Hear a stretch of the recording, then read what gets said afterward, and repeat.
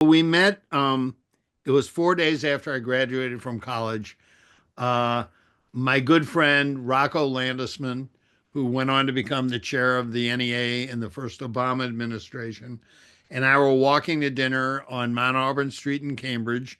And Rocco knew Denise from the University of Wisconsin. And Denise had moved to the Boston area to find a job because she'd spent a summer working in Provincetown and liked the area. And that's how we met. We started dating about a month later. And when people say, "How did you know you were a match?" I always say, "Oh, when we looked at our respective record collections, she owned the 2000-Year-Old Man album, and I owned 2001." And I said, "Well, go no farther. You've found your answer."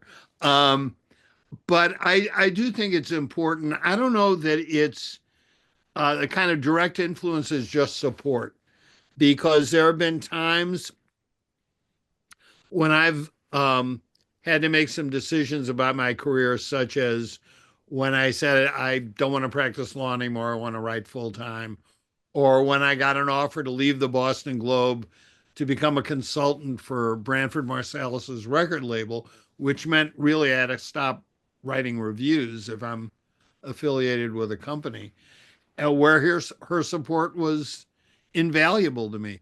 And um, and when people would say, how could you stop being a lawyer and become a music critic, I always say it only takes an understanding spouse with a health plan. And uh, and but she and I remember on those occasions saying to her, well, what if this doesn't work? And her attitude was, well, then we'll worry about that when the time comes.